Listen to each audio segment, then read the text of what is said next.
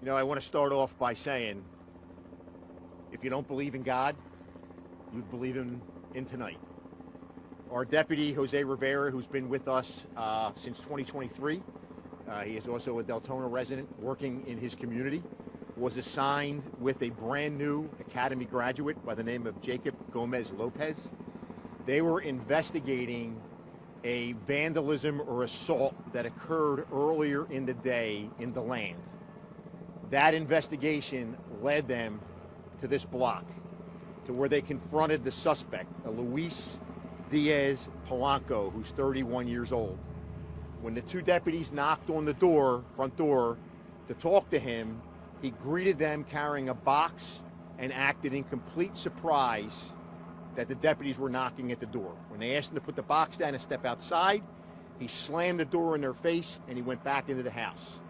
They peered through the window and saw him walking toward the back of the house with a box.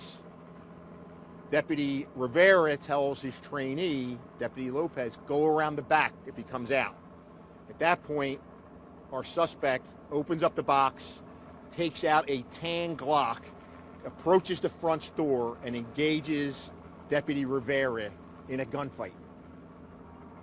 Deputy Rivera, whose birthday is in about 12 days, thank God for his body camera, takes a round dead center in through the body camera, which we believe then ricochets through his shoulder, takes another shot through his leg.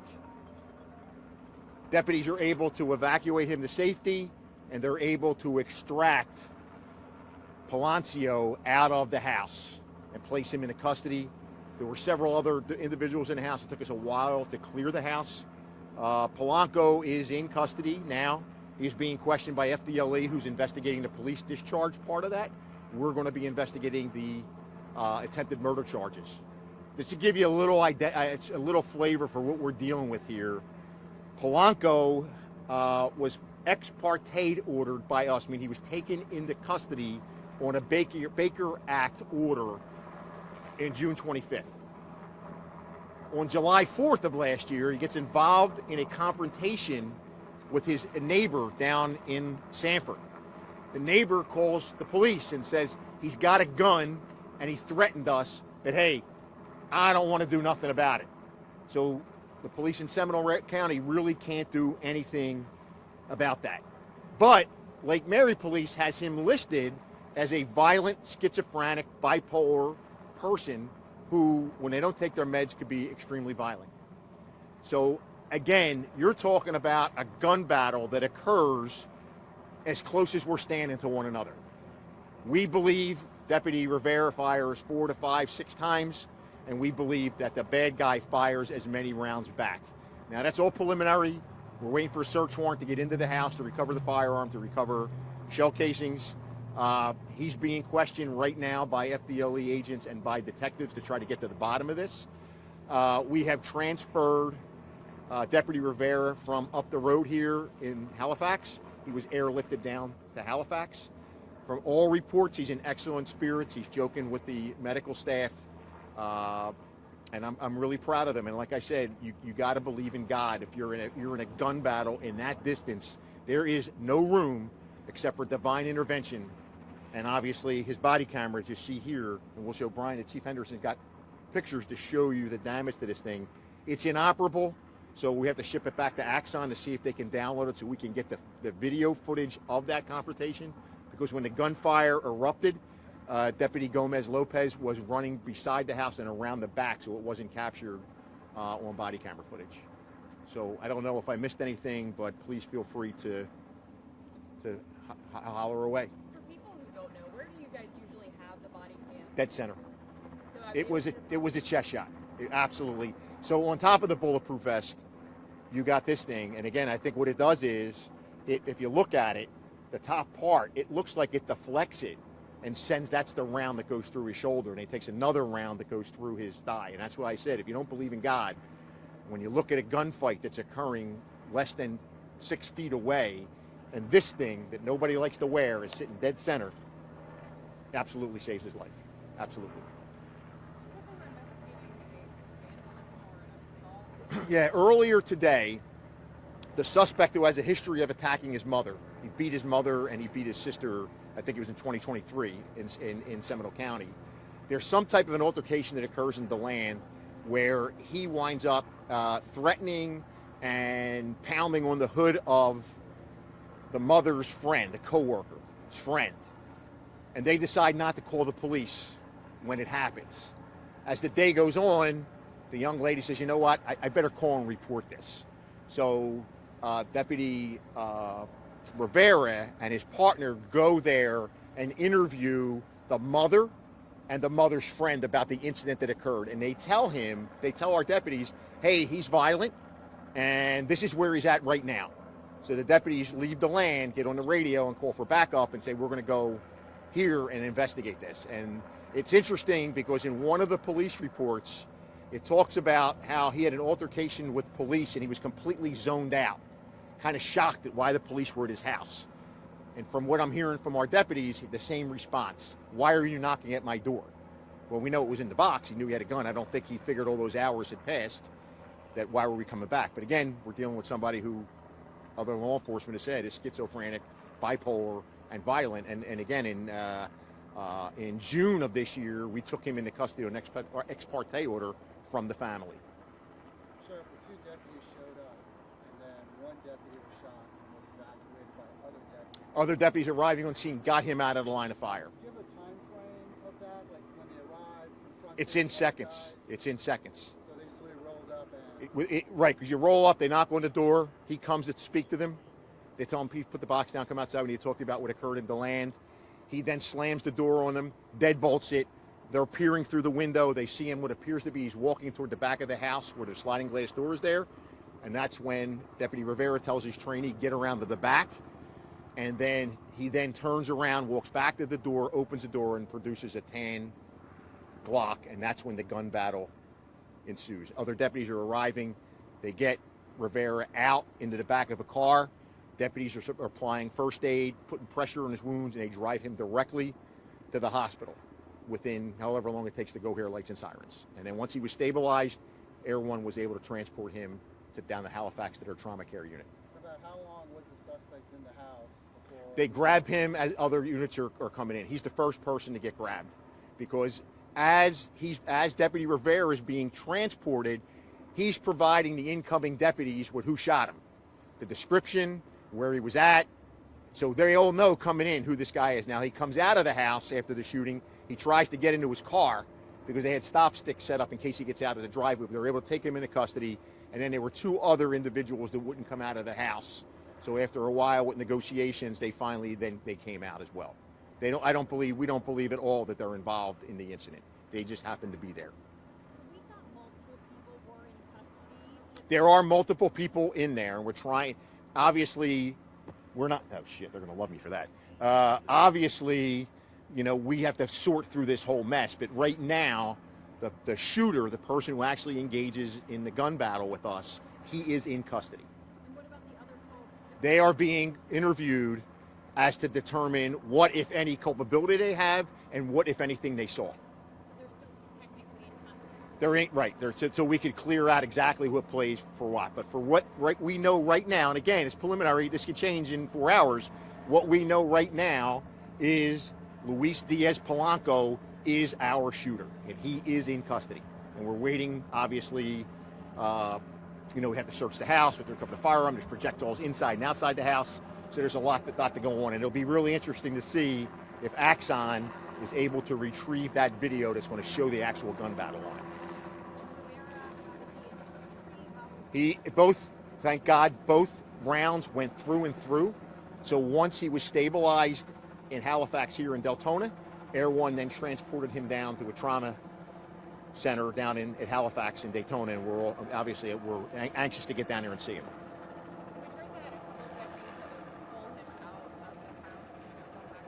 I think it was more they pulled him out of the line of fire to get him out of there. And we'll, obviously it's still active, we'll release the transmissions and you can hear exactly what was going on. But I think, I can't say enough about the deputies. I mean, you're in a battle for your life from 6 feet away.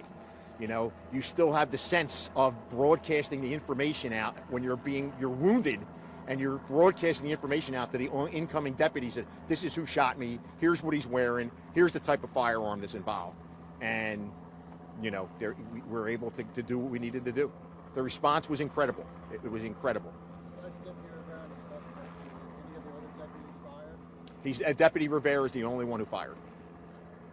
And again, we're assuming, based on his partners telling us what he heard, we're assuming there were 4 to 6 shots fired by each. And again, that's total speculation until we do the gun count, the weapon count, recover the bad guy's gun, shell casings, everything that we need to do. We're going to be out here for a while. It's nighttime. We're really not going to get a lot of the outside of the house searched till we get some daylight out here.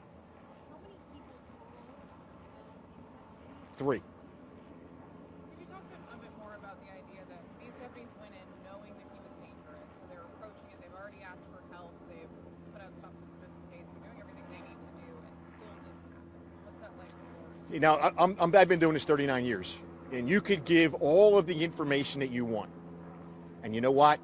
You don't know what that wild card is there. You just don't know it. You know, nobody mentioned that he had a firearm. What I told you about the firearm incident on the 4th of July, they weren't aware of that. I'm aware of that because I have the time since it's occurred, all this information is coming into me. When they're out there on the street doing their job, they're acting on that first bit of information that you have. And I cannot tell you enough that I believe Deputy Rivera is an absolute hero. His partner is just as much a hero. Those deputies that got him into the back of the patrol car, first aid, got him to the hospital, and the response time, not only from the Volusia County Sheriff's Office, because I left the land, it was a line. It was a line of police cars coming from Orange City, DeLand, Daytona Beach. I-4, the chief was coming down I-4, and it was just a massive amount of police, because you know, in the beginning you don't know. You know, is the shooter still inside the house? Did the shooter get away? Because everything it's pure pandemonium to try to figure out in that first beginning minutes what transpired. Can you spell the suspect's last name? His last name is Polonco. Luis Diaz Polanco. R-U-I-Z for the first name? Luisdiaz for the middle name. And that firearm that the suspect had, do you know if it was legally purchased? We haven't even gotten that out of the house yet. So all of those things you're talking about tomorrow, you know, we're going to update you. We're going to see what we can do with the body camera footage from his partner. You know, there's some Ring doorbell footage we're going to try to collect as well. We're shipping this thing off tonight to Axon to see if they have some kind of technology that can retrieve what is in there. And then obviously the ballistic reports, all of those things are yet to come. But for me, and I know I speak for the chief and everybody in the organization, if you don't believe in God, things like this make you believe in God. This could have turned deadly. And here, you know, Deputy Rivera is going to make a full recovery, and hopefully he's back patrolling these same streets again in the very near future. And his partner, the young man that just graduated, Deputy Gomez Lopez, you know, he's going to have a brilliant future here as well. They're young. Everybody on this shift that was here, they're all relatively new deputies. You know, they've been here a couple years, and they all asked to work here. They weren't assigned here. They asked to come and work in the city of Deltona because of how the people treat them here. Sheriff, when a situation like this happens, do your guys normally wait for EMS, or do they know just go? They just go. I mean, I know. My theory, the way I preach it, is load and go. The hospital's not that far away. You know, by the time you get EMS here, or by the time Air One takes off and lands, you could have them in getting the best care anywhere with surgeons and doctors on top of them doing what needs to be done to stabilize them. We could do all that stuff later on with Air One or whatever to transport, get them right to medical attention. I mean, if you think, it wasn't that long ago that Deputy Ethan Thomas was shot in the face out here. You know, and again, that was another response where the deputies were able to load him and get him right to that hospital to where they needed to do what needed to be done. You know, police work isn't, you know, people think it's not dangerous. It's dangerous. You're dealing with the human race.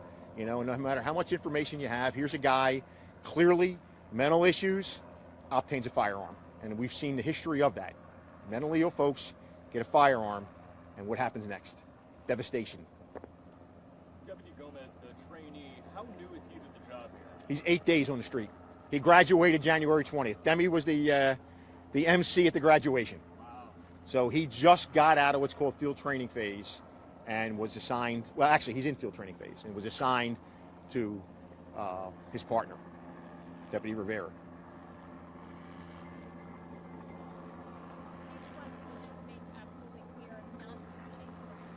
We are not searching for anybody else.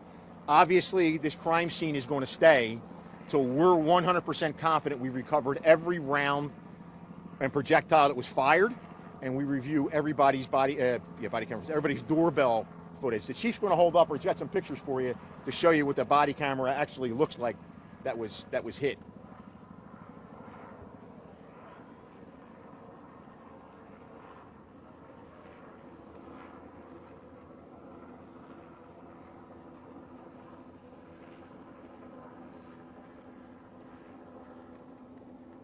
If we haven't, we'll release Polanco's photo.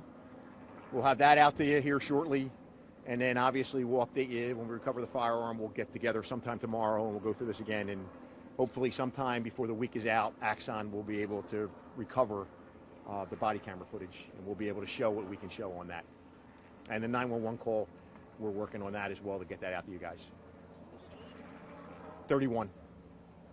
Sheriff, you said you've been doing this 39 years. Have you ever heard or seen anything where somebody gets hit by a piece of equipment they're carrying and reflects the bullet? I've seen over the years somebody's badge stop around. I saw a bicycle officer take a round in his helmet. That had that helmet not been on, he would have been dead. So I've seen, but as far as seeing a body camera take a shot, it's the first time I've seen a body camera take it. And we just switched probably 6 months ago. It was worn on your shoulder, and we went to the new model because it gives you a better wide angle coverage to it. This thing now translates languages for you, so everybody, when we tested it, the deputies were more comfortable mounting it in the center of their chest, and we went with their recommendation that, hey, if this is what you're comfortable with, go ahead and wear it that way. And here's an example of God smiling on that little change that the deputies wanted to wear that dead center in their vest. Yeah. I'll hold it, here's the camera, and then you can see the top right-hand corner there of where the round struck.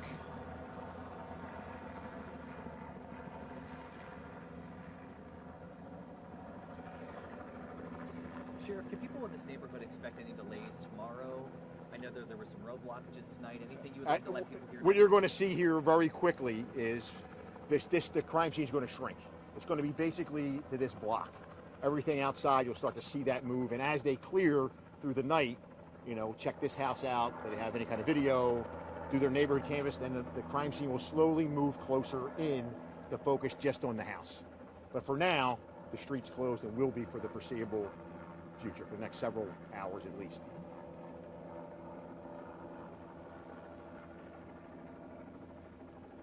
Thank you all very much. Like I said, we'll get back and provide you with all the updates as they come available. Thank you, Sheriff. Thank you, guys.